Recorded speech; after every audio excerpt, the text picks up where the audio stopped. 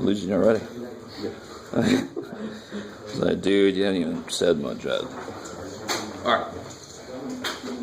So last time we looked at graphs and stuff. Anybody have any questions from homework yet? Yeah. 56.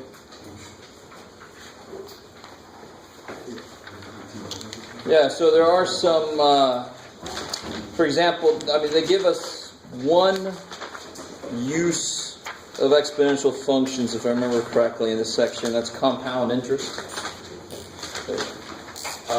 And that formula is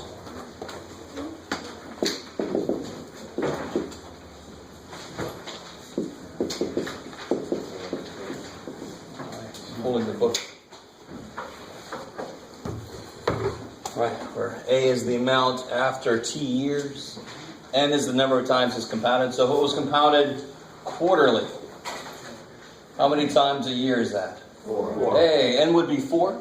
So N is the number of times a year you compound it. And compounding means you put the money in, it earns some interest, and then they put the money, that extra interest in. And so now the interest is earning money too, right? The old adage, you got to have money to make money, is really true. Right? It kind of sucks for everybody that doesn't have any damn money. So that cuts that rate, that annual rate up into however many parts, which makes sense. So overall, throughout the year, you're sort of getting that full rate. So it's just plug and chug stuff. If you know nothing, shouldn't be anything too evil. But this is obviously a use of exponential functions, right? My variable's up in the exponent. So for this particular problem, 56, you said? Yes. Find the present value of $100,000. Ah, I like it. All right, so this was kind of doing this thing backwards. Present value is the amount that must be invested now to produce the sum at a later date. So normally, if I know how much money I'm putting in, I can work this out. If I know I'm going to put it in for 10 years and so forth, I can figure out how much it's going to be in 10 years. This problem is saying, if I want to have $100,000, how much money do I actually have to put in to get there? Right? And then they say that it's compounded monthly. So what's N? That's crazy. And they tell me that. So what do I not know here? No, I know T. T is 5 years. The rate, the interest rate is 8%. So I just don't know how much money I've got to put in there. 8% interest rate. I know it's going to be in there for 5 years. So this is me saying, how much money do I have to put into this 8% compounded monthly account so that in 5 years I'll end up with $100,000? That's the question. So that's just solve for P? Yeah, that's just solve for P. Right? The thing we can't currently do yet is to solve for T. Right? Because what would it take to solve for T? What was part of my point yesterday about what we're going to learn? Natural Y. Yeah, well, okay. We have to learn the inverse, the opposite of exponential, which is logarithms. Right? Cool. Is that good, Patrick? So part of that is really understanding what the hell they're saying and where things go. But it's just a plug and chug. Nothing too evil. All right? Yes, sir? 48K. All right, good. Mouse population. A certain breed of mouse was introduced into a small island with initial population at 320 mice. Blah, blah, blah, blah, blah. Okay.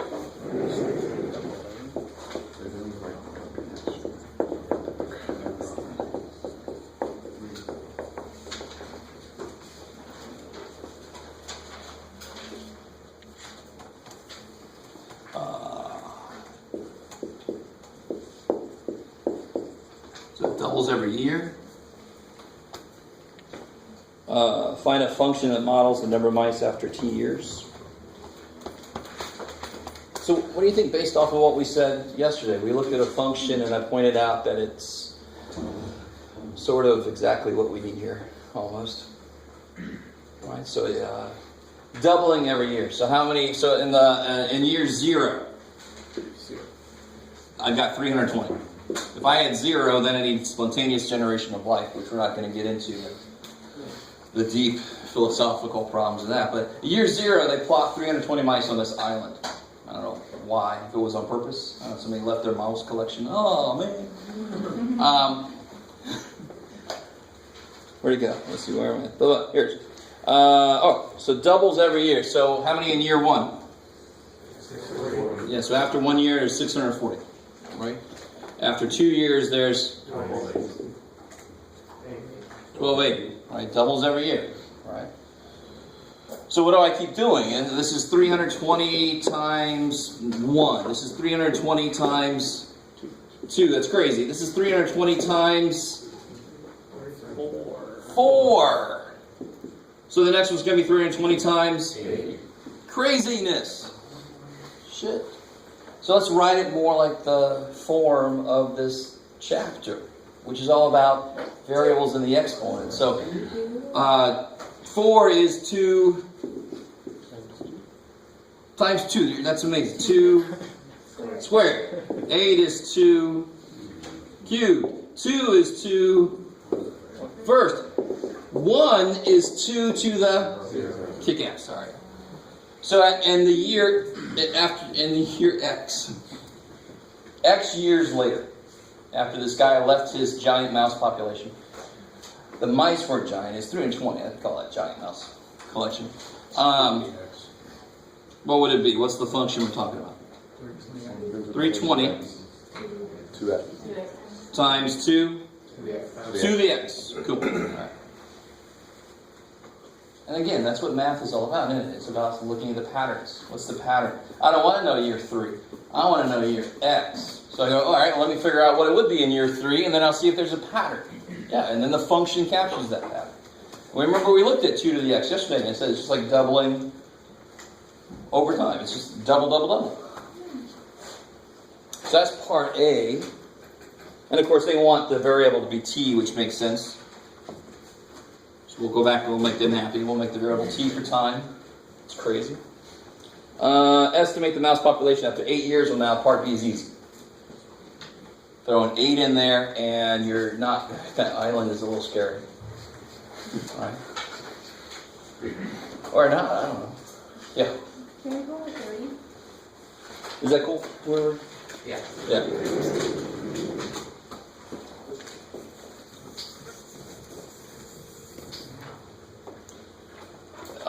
And real quick, before I leave too far, coming up we're going to see this in reverse. Like, has anybody ever heard of Half-Life? Not the video game. Well, yeah, chemistry. Good. So the half-life. So after how long will be half of the thing left? So you can, if you're, this is population growth. If you have radioactive material that's losing its radioactivity, you're going to talk about decay. You're going to talk about how much later does it have half of it, and then that much later it has half of it. So it's the reverse of this. Is that like carbon dating? Yes, exactly. How much of that carbon, what is it, 17, 14, I can't remember, is left? 14? Thank you. How much is left tells you how long ago it was possibly alive, gives you a little, or how long ago something was done with it. You can tell that's why I don't teach chemistry. I just know enough chemistry to get me through my physics. Blah, blah, blah. So which one, I'm sorry? 30. 30? Oh, 30 should become a lot easier. I don't know if this is part of the problem, but if you just write it this way, I don't know. So they give us 6 minus 3x to the x. And if you write it like that, I don't know if that helps out, because now, what would that do to it? This section is about using transformations, right? So this would do what to it? Flip it around the x-axis, right? Because all the outputs now, it used to go like at 1, it used to be 3, now it's going to be negative 3. So it's going to flip over like that. And then what would this do? Move it up 6. All right. So then you just got to graph that. So start with what 3 to the x looks like. And my 3 points almost for every function is -1, 0, and 1. Most functions that captures the heart of what it's doing for a base function, right? So at -1, what's the base function doing? Where is it at? 1/3. Right? 3 to the -1 is 1/3. 3 to the 0 is 1. And 3 to the first is 3. So there's the base function. And now just do those two things to it. And how's your asymptote going to be affected? It's going to go up 6. The whole reflection thing, you're reflecting around the damn asymptote, so it's just like watching. Oh, okay. And then you move it up 6, right?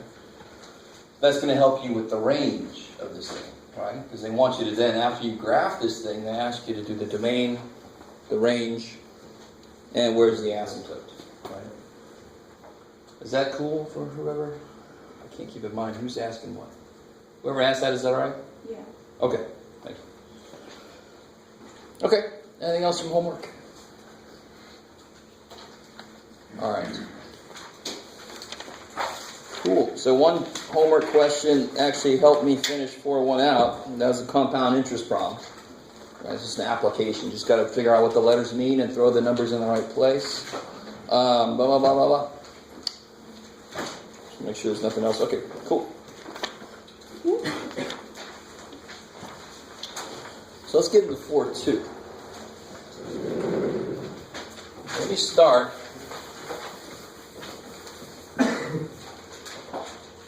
by asking you guys a question.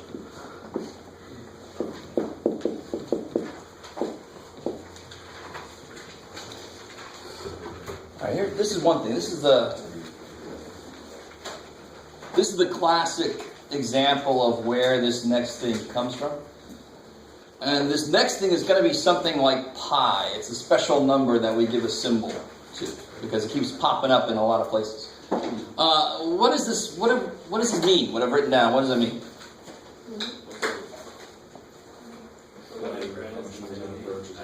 So what happens to this as I let n get big? I love it, right? So that's pure English, right? Now notice this. What happens to the inside dude when n gets really, really big? What happens to this guy?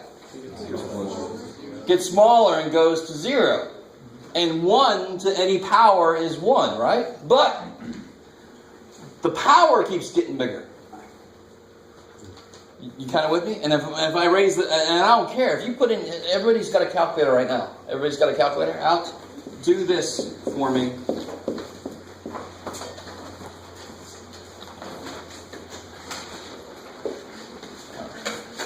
Do I have a calculator? I guess you didn't want mine. So mine walked away. I'm too trusting.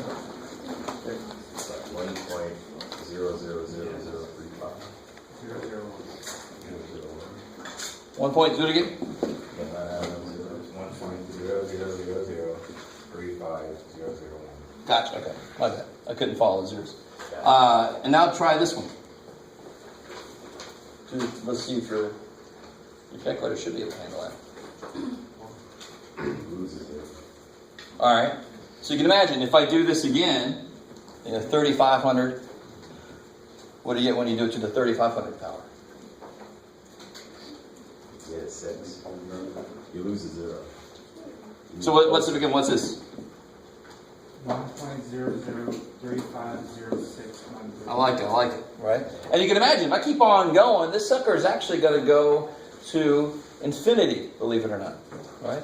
So I don't care how small, if this is not 1 and it's being raised to a large enough power, it will go to infinity.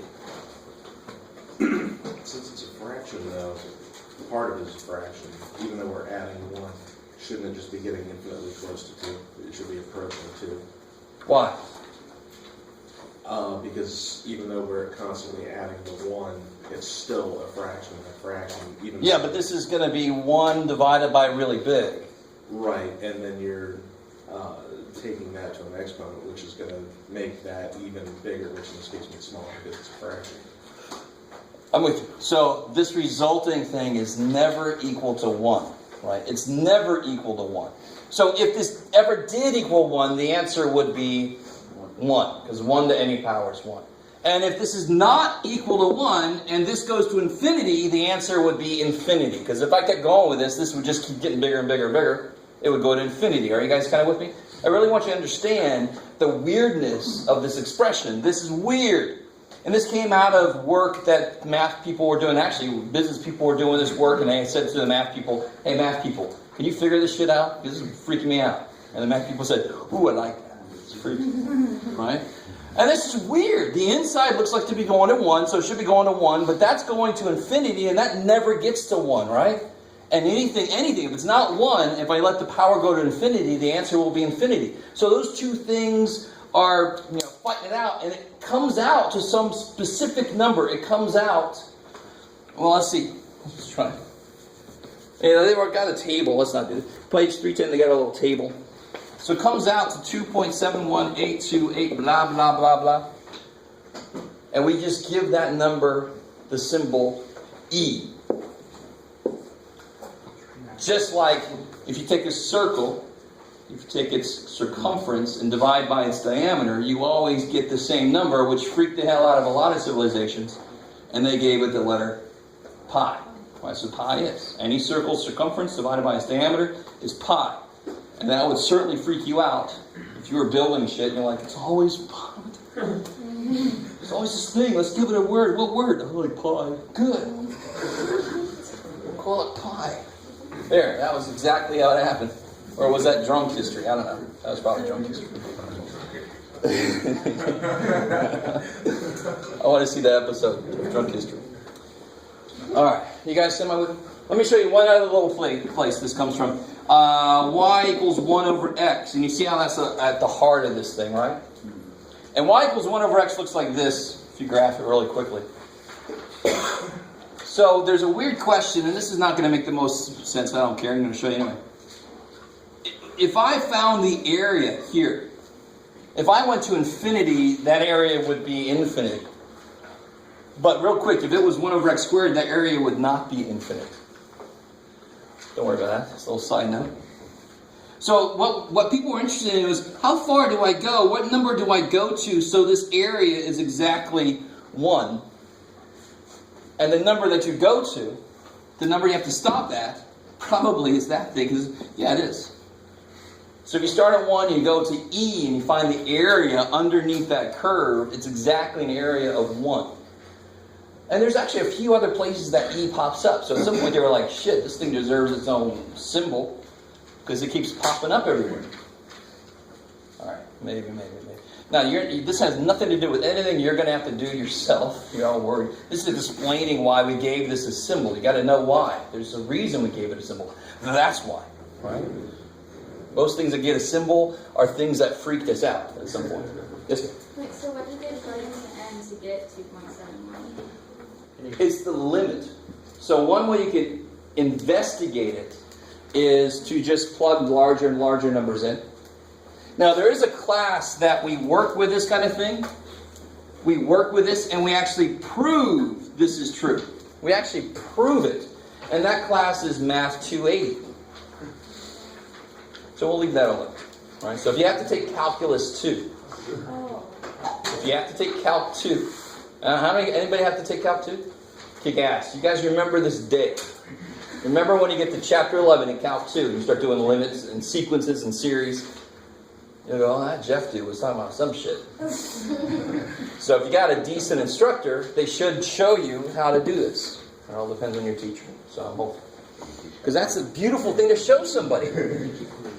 Prove this is true. Don't just look at a table and say, it looks like it's going to something. No. Prove the damn thing. That's Calc 2.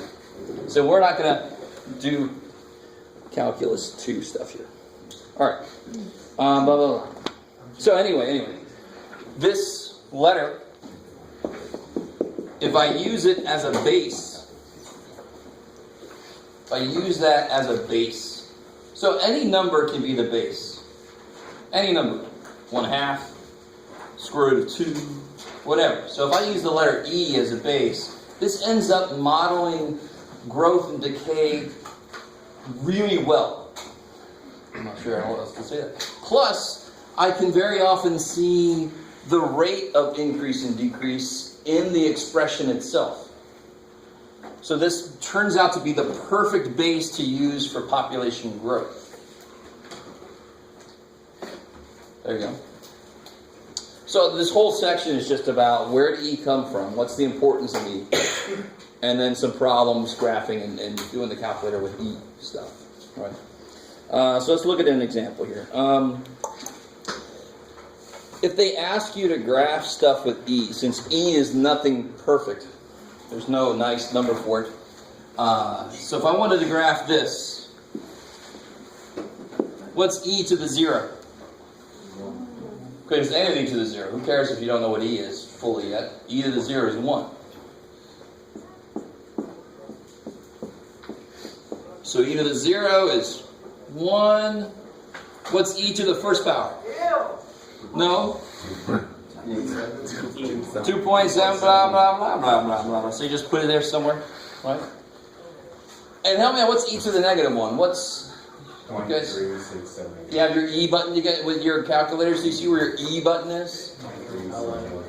Yeah, it should be with the LN. Yeah, you see the log button? Right? Of course, every calculator needs a button that relates to timber. So we have the log button. Right underneath that is the LN, which is the natural log.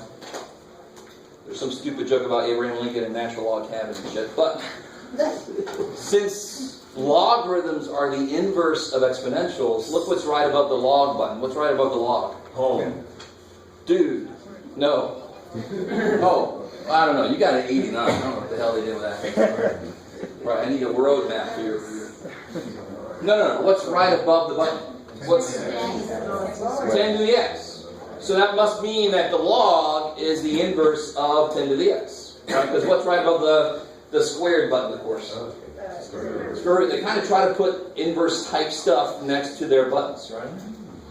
So ln must be the inverse of e to the x. All right, how we doing so far? So help me out. Using your calculator, figure out for me if you haven't done this already. What do you get when you put negative 1? What's e to the negative 1? 0.36. All right, if you haven't tried that out yet, try it out. So like 0.367, so 37. So just a little bit above a third. So there's a third. So a little bit above it's right there. Just make the dot really big and you're fine.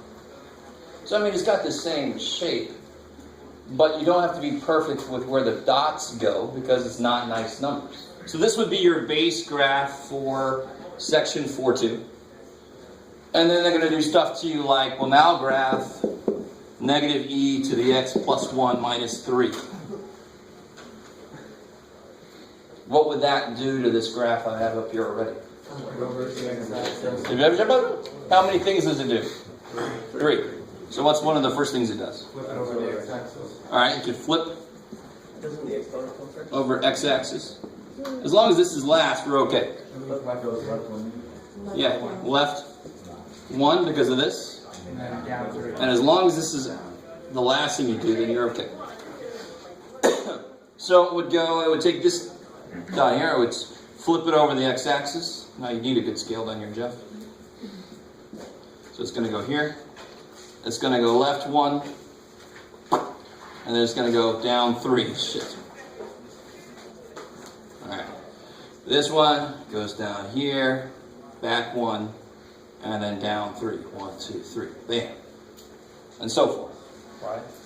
So just use this as your base graph for when they give you transformation problems. Your points don't have to be perfect because you're dealing with 2.71282 there.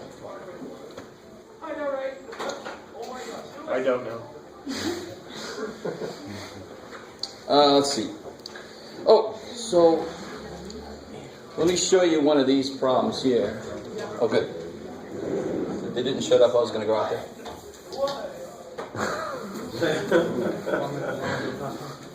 I thought somebody... So there's some radioactive decay problems in this section. Did you ask me?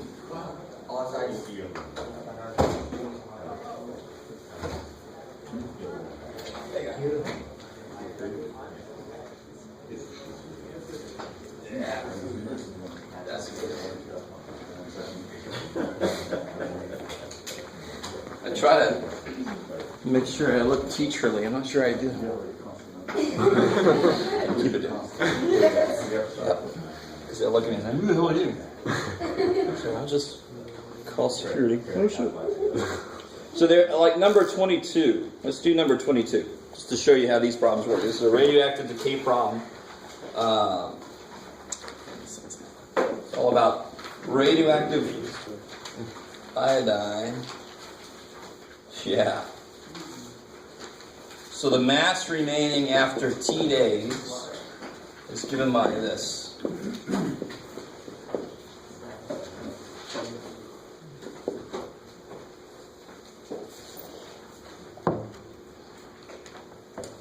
E to the negative 0.087 times the number of days. That's in the exponent.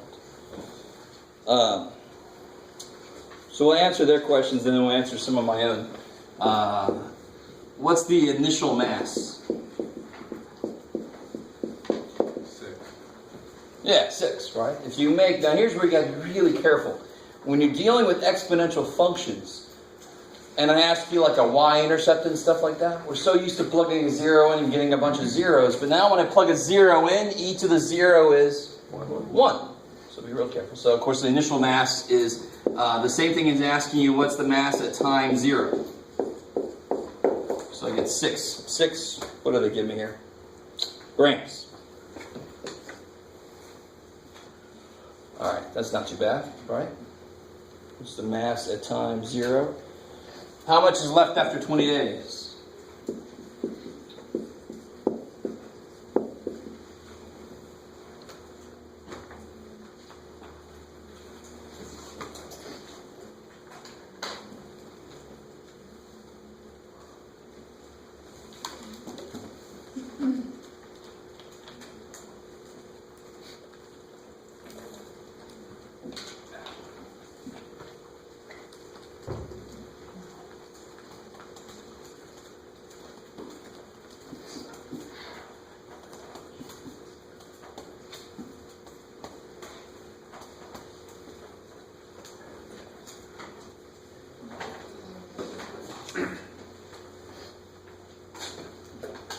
Who's got that?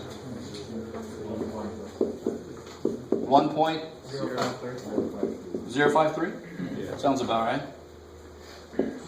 Now let me ask. So what you guys got? Everybody got that? I gotta take your word for it because I have no calculators. I feel like half of a math teacher. Yeah, so what's the time? Grams. Yeah, I'm sorry. Grams. I'm thinking ahead. Let me ask you this. This is kind of neat. You ready? This is my. I'm adding this in. What's the half-life?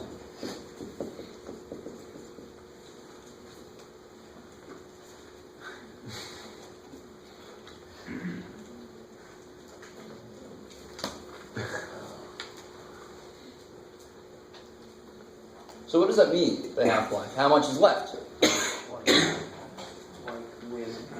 When it's equal to half its initial mass? Yes, beautiful. So then I want this to be 6.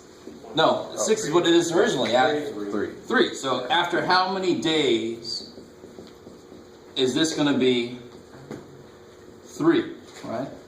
And of course, part of the reason I'm doing this is to show you why we do what we do here in a little bit in this section is, again, I keep talking about this, but we have to figure out the inverse function to be able to really solve this for real, right? We could probably approximate it. It's going to be somewhere in between 0 and 20, because at 20 days, how much is left?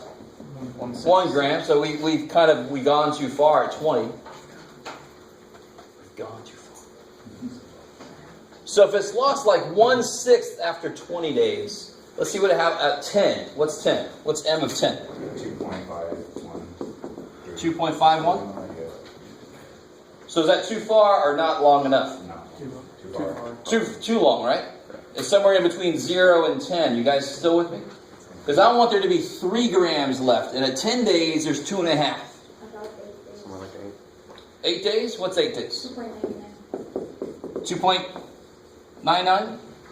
Kick ass. So it looks like the half-life of this radioactive iodine is 8 days.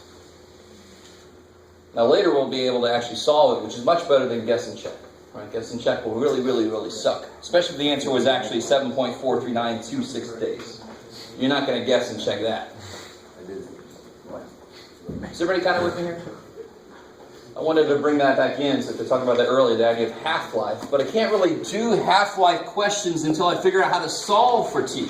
And we right now don't know how the hell to do it. Okay.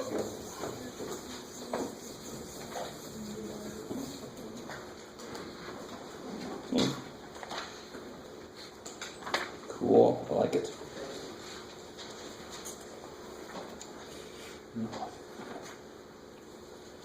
So a lot of the problems in this section, a big chunk of it is graph this using transformations. Then they have several not word problems because they give you the formula. So for example, number 23 is what your velocity is as you fall to the ground after jumping out of a plane. That's exciting. Thankfully, there's a parachute on your back that you're pretty sure is going to work. 25, I like 25. Population growth. Those mice on the island. The formula we used neglected to include predators, natural deaths, cannibalism. If how much food there is on the island. You guys kind of with me? So very often with population growth, there's a holy shit, and then okay, we can't. There's too many of us. We're all dying now, right? So nature does shit to make sure that this downward curve happens. Nature comes in and says, it wasn't the rats, it was the little gerbil things, the Black Plague and stuff, and right? I know you guys have heard that. Rats got a bad rap, supposedly. Nature normally finds a way to make sure that this is going to curve down. Or we do it to each other, right? Wars and shit. There's just too many people. And when you get too many people, what happens? Somebody gets angry. Somebody makes weapons. Somebody kills somebody else. It's crazy. This is not a nightclub. I mean, groups of people, civilizations.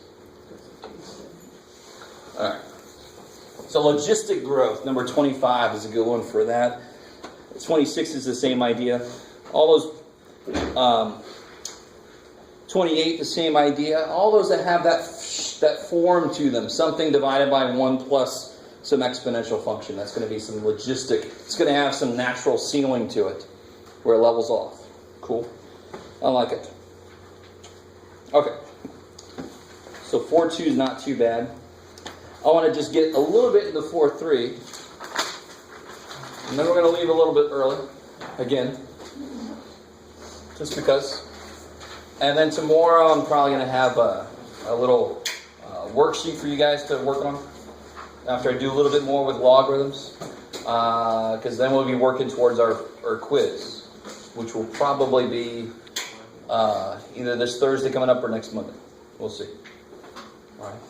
Remember, when did I move the test to? Next Wednesday. Next Wednesday, okay. So we're gonna get through 4.3 tomorrow. Yeah, we'll finish up 4.3 tomorrow. Yeah. So I just want to get into it right now. Especially because I just told you we got to know what the hell logs are to really solve that part C for real. So let's talk about what the hell logs are.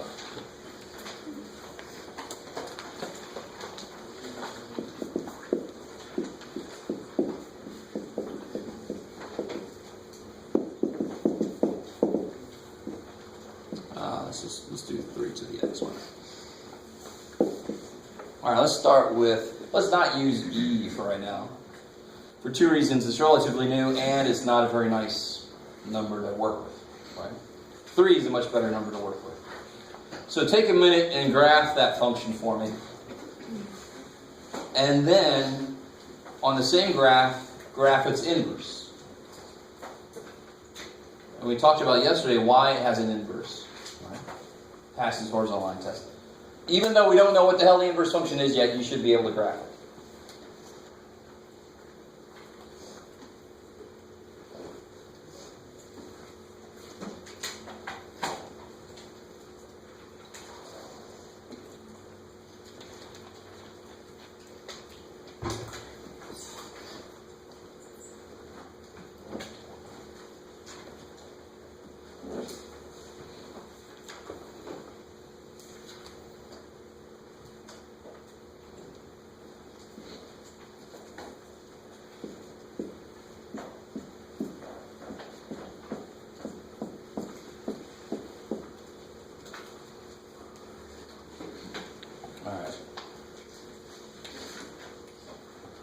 This is a get it or you don't moment here. So the 3 base points I want to use for this are always the same. -1 would go to 1/3.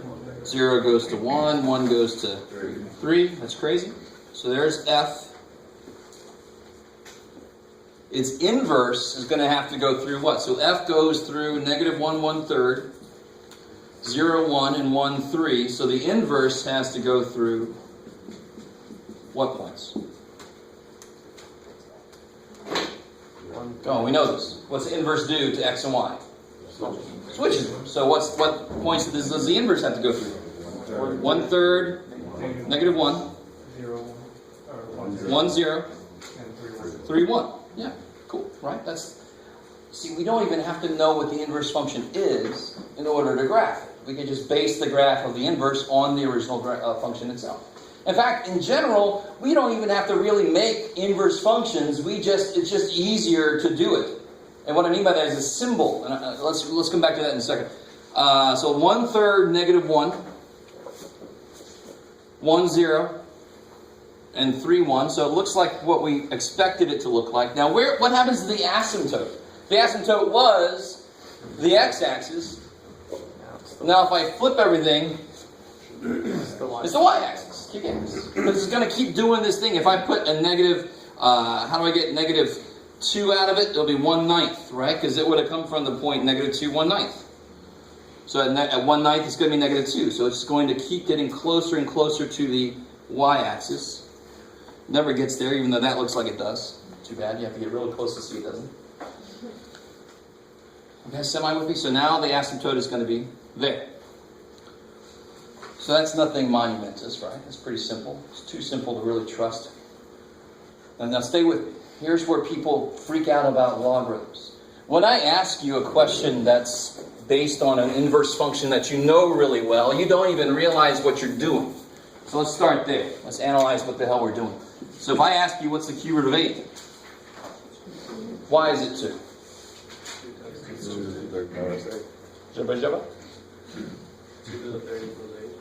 Okay, good. Because it takes 3 2s to make it. So this is the inverse statement of this.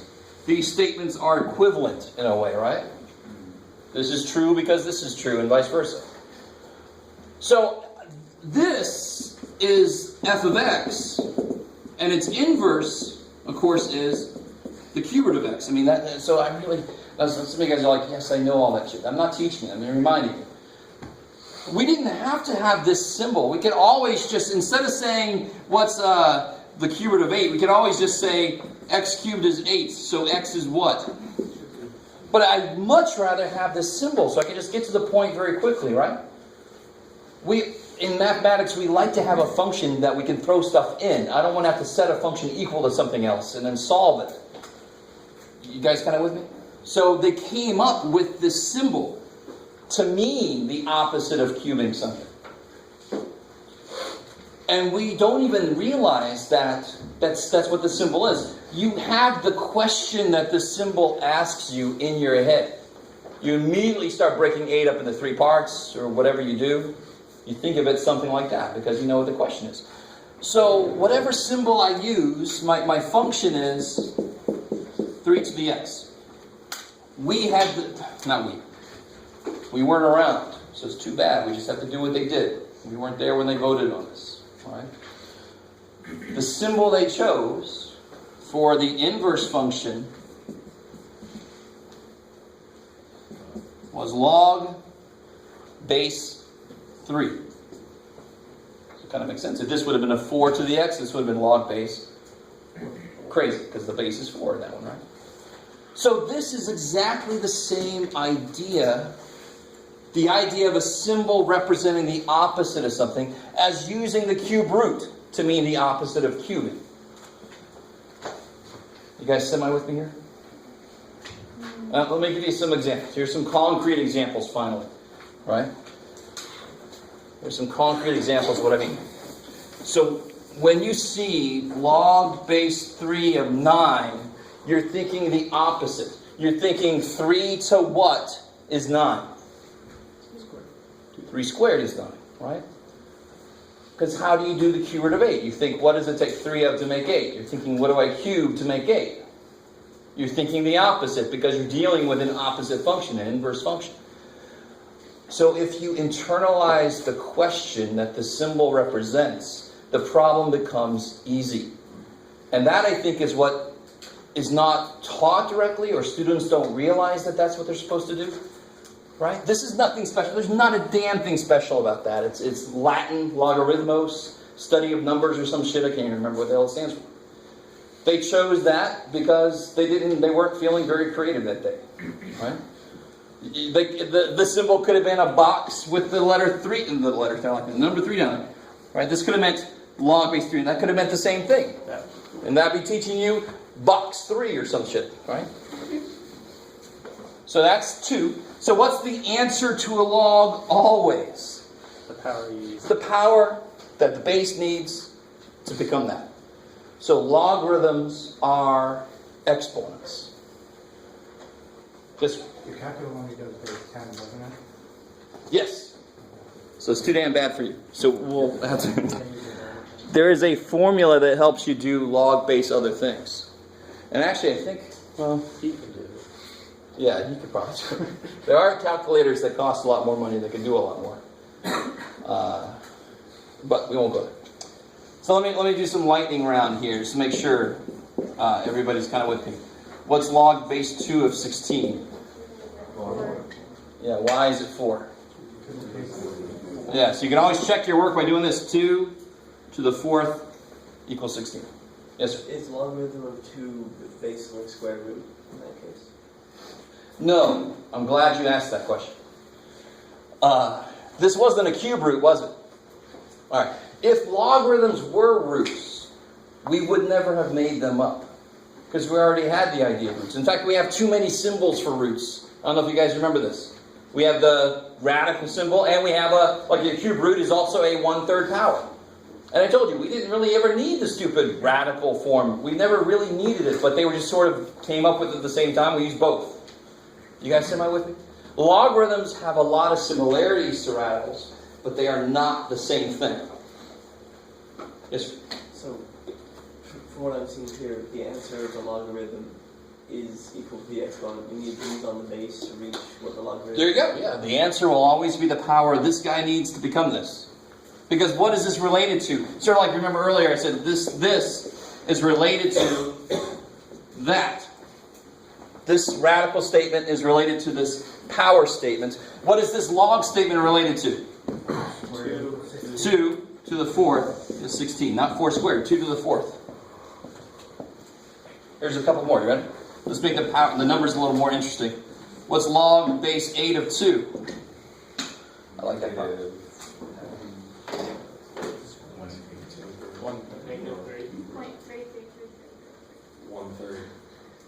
Somebody with their calculator. I don't want your decimals.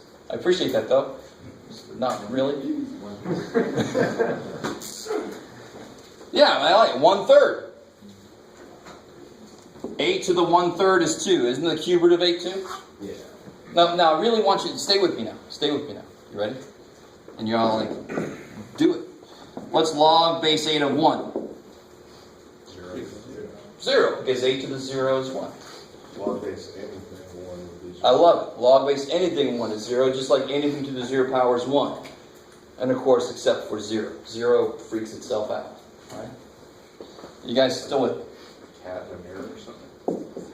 or the cat in the box? Dead or alive? No. By the way, there's a Oh, yeah, exactly. So what about this? For the person that was saying something earlier, do you see now when the answer becomes negative? It becomes negative when the input is less than 1. I really want you guys to see this. See how that is smaller than this, but it's not less than 1 yet. So it must be a radical answer. It must be a root. You root 8 to make it smaller. You raise 8 to the 0 power to make it 1. And then how do you make it less than 1? You flip the damn thing. So then the answer's got to be negative. Across all these problems, notice how easy this is. This is actually pretty damn easy if you let it be. I don't want to make you feel bad if you're like, dude, this is not easy. What the hell are you talking about? If you're thinking that, you're not looking at it correctly. It's the symbol that's getting... Screw the symbol. It could have been anything. Right? They just picked logarithmos because that nobody else had an idea. They're all, that's stupid, but I don't know. Let's do it. All right. Let me give you a few more. Here, let me give you several. Don't say anything out loud. You guys try these on your own here.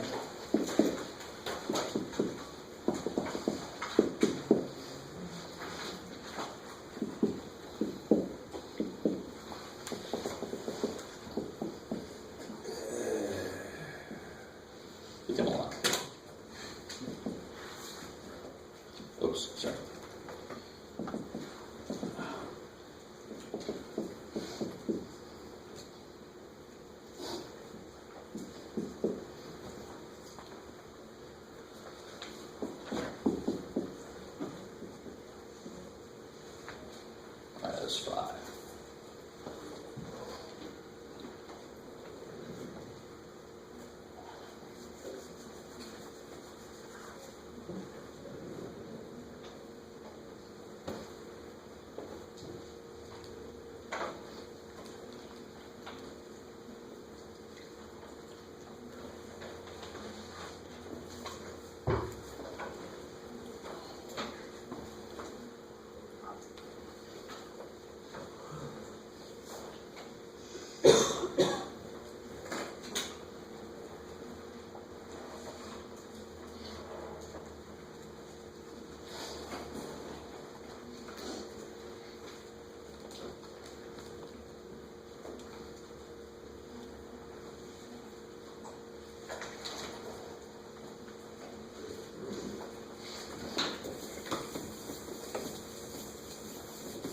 And here's 2 bonus questions. You ready?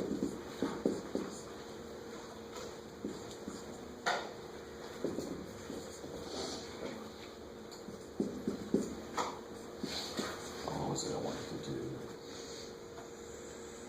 Oh.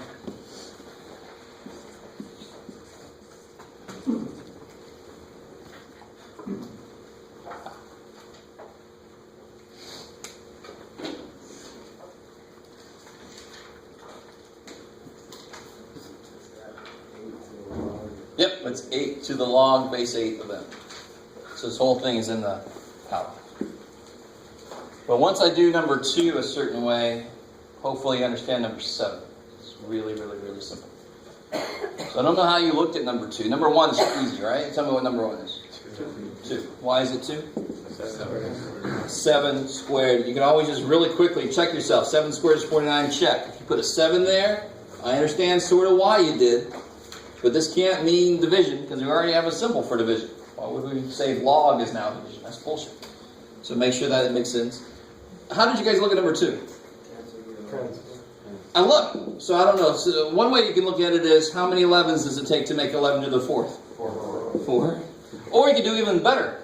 Log base 11 and 11 to a power, they are what kind of functions? Logs are how related to their base functions. 11 to the x and log base 11 of x. They are inverses. That's the first thing we did, was graph the damn inverse, right? Good. So what do these do to each other? So you're left with the answer. So look at number 7. 8 to the power and log base 8 are not m. They're inverses. So then these cancel, leaving you with the answer of m. Kick ass. So again, it's just like cube root of x cubed. That's x. It's the symbol they chose that normally gets in students' way. They could have chosen a much better symbol. But you guys are all looking at log. It's your first example of a function that's got that itself is like a name. Normally functions are symbols, right? And it's kind of good, because when we get to trigonometry, all the functions have freaking names. Sine and cosine and tangent and shit. There's not going to be a little symbol. It's going to be a little word. Oh, shit. What about this guy? 3. Yeah, because 1/2 cubed is 1/8, right? This one's easy. 1/3. Yeah, number 4 is 3, right? 3 to the 3rd is 27. So number 5 is 1/3. So they're related. And what about number 6?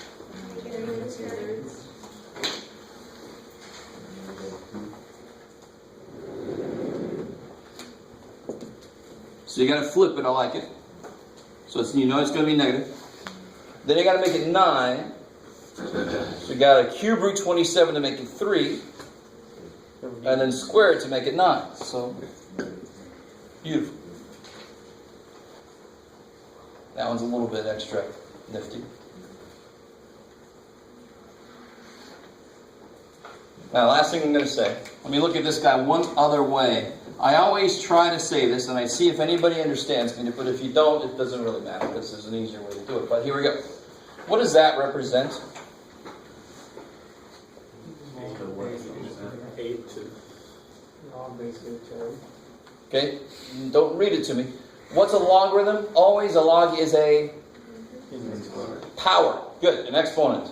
So what does this exponent supposed to do? That is an exponent. Log base 8 of m is an exponent. What does it do? When I put it on... So why was this 2? Because when I put a 2 on 7 as a power, it becomes 49. So this has got to, the answer to this must be the number that when I put it on 8, it becomes... So when I put that on 8, it becomes m. Bam!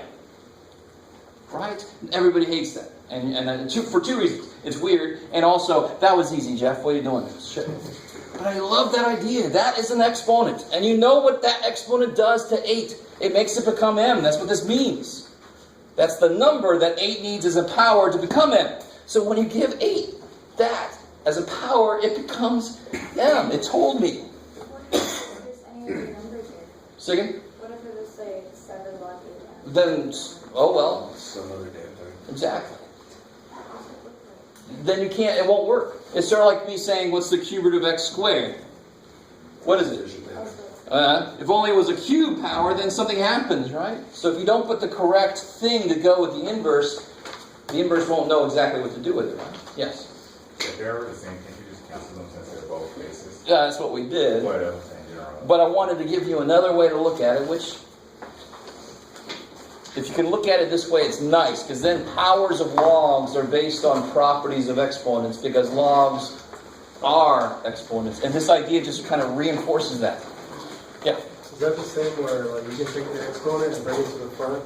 That we're getting there. Oh, okay. We're getting there. It's a property of logs that we're going to get to. All right, that's plenty.